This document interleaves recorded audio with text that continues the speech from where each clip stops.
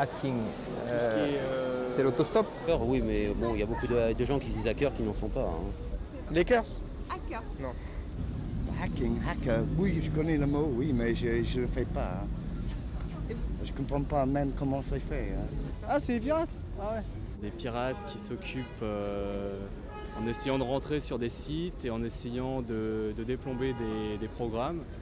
Et les plus forts, par exemple, ils arrivent à mettre leur image sur le site du Pentagone. Ladies and gentlemen, we have some fine young boys here that are going to play a little number for us. It's called bebop. That's it. Bebop, bebop, bebop.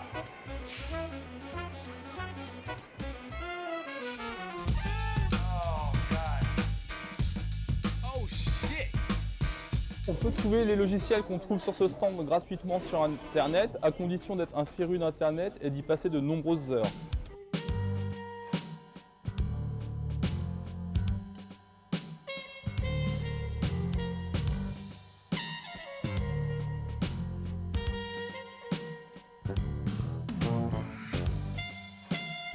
J'ai deux CD-ROM pirates de l'Encyclopédia Universalis.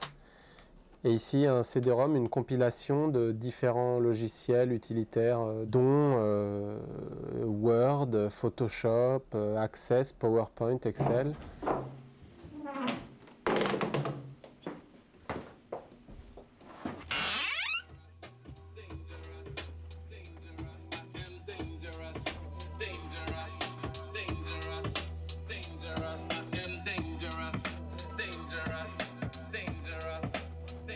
On va télécharger tous les logiciels qui sont susceptibles d'intéresser des utilisateurs un peu avertis. De préférence les logiciels très chers.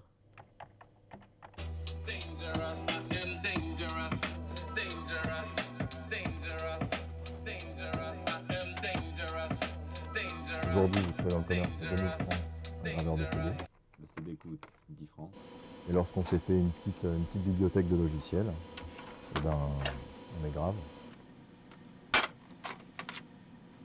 Putain, j'ai cassé la boîte.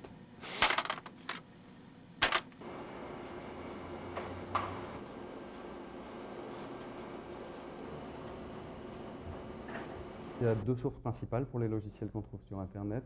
C'est soit des logiciels qui ont été diffusés avant d'avoir été finalisés. Ça peut être volontaire de la part de l'entreprise, dans le but peut-être de créer un certain intérêt, soit involontairement quelqu'un qui va, à l'encontre des intérêts de l'entreprise, distribuer ça.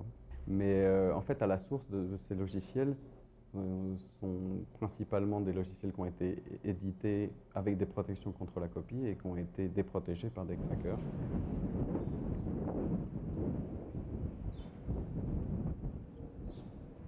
Ce sont des pertes financières à la fois pour nous, éditeurs de logiciels, certainement, mais aussi pour, je dirais, tout un tissu économique. On estime que pour l'ensemble du marché, les pertes s'élèvent, si je ne vous dis pas de bêtises, à quelques 5 milliards de francs pour l'ensemble de l'Europe.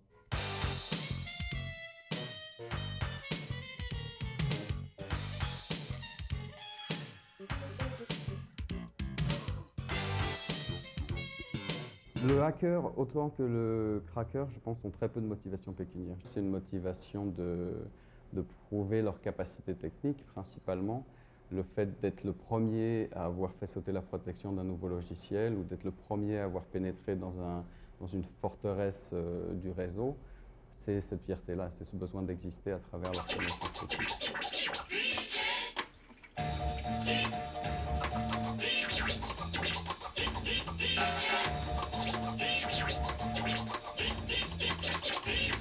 J'ai eu le programme piraté dès le début, j'ai appris à travailler avec ce programme-là, je le connais très bien. Et donc, a priori, j'ai aucune raison de passer à la concurrence. C'est des programmes qui ne marchent pas de la même manière. Donc, naturellement, je l'ai acheté.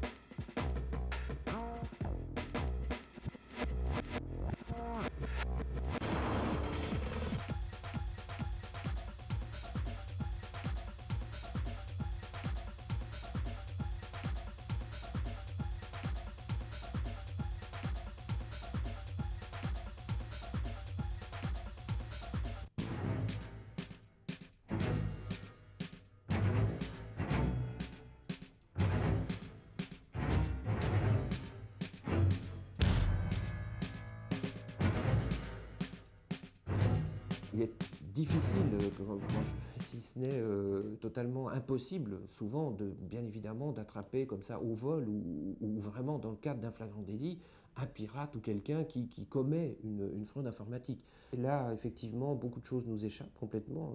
Nous estimons avoir connaissance de 15%, 20% peut-être de toutes les malveillances, de toutes les fraudes informatiques qui peuvent exister.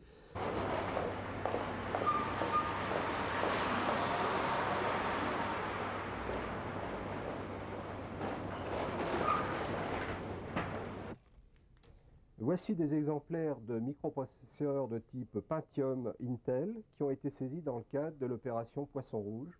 On a saisi 2300 microprocesseurs qui représentaient à l'époque une valeur de 5 millions de francs.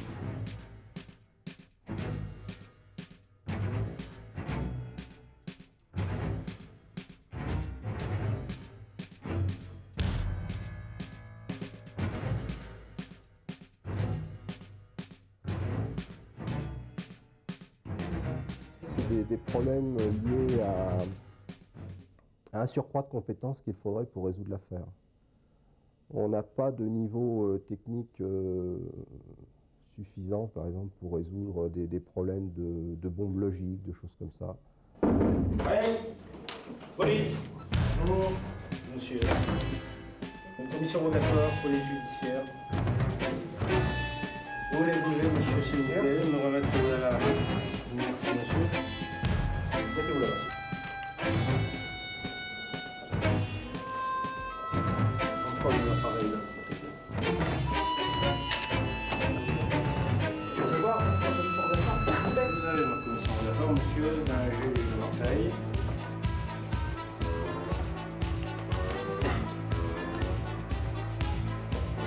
Vous pouvez me dire ce que vous avez fait? C'est les rôles, c'est pareil.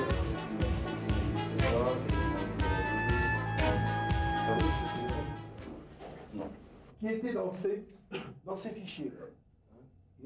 Il a modifié certaines lignes dans ces fichiers. Et donc, comme tout à l'heure, vos collègues vont revenir, ils vont réinstaller Windows, on a viré Windows, donc de mise en place le Windows, enfin d'installation de Windows. On leur apprend qu'une empreinte digitale peut être prise sur le lieu d'un crime ou d'un délit. Bien là, on leur apprend que sur les lieux d'un délit ou éventuellement d'un crime sur lequel on trouve des ordinateurs, un ou des ordinateurs, l'ordinateur peut apporter quelque chose à l'enquête. Pourtant, ça fait longtemps qu'on a fait ça.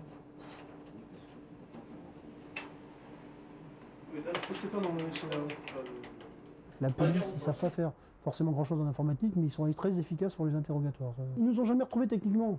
Ils nous ont retrouvés par, comment ça s'appelle, par une enquête de police, donc par délation de différentes personnes. On n'a pas été condamnés. On a eu non-lieu dans la mesure où justement il n'y avait pas eu d'enregistrement personnel.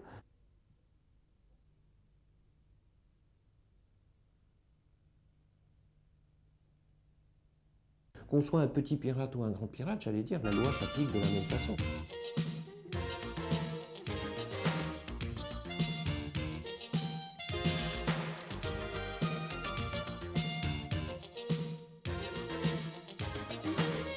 L'activité de base de la société, c'est de faire ce qu'on appelle du test d'intrusion.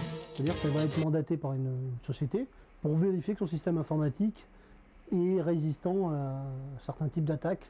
Donc on va définir avec cette société quel niveau d'attaque elle est prête à subir, c'est-à-dire jusqu'à combien de budget on a le droit d'investir dans une attaque, et puis on va réaliser cette attaque.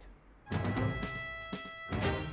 quand même dangereux pour les entreprises d'utiliser des gens comme ça, parce qu'ils ne sont pas maîtres de ce qu'ils font, et ils ont toujours un petit aspect défi en eux, c'est qu'ils veulent toujours aller au-delà de ce qui est permis.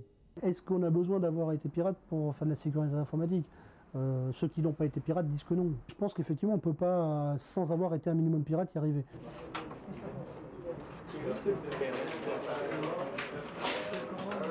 Si il y a forcément un argument. Il y a au moins un argument. Voilà. Bon, je ne suis pas censé vous faire de cours. Bien comprendre ça. Ça serait sympa avec une photo. C'est vrai qu'ils se cherchent directement plusieurs photos. Ouais.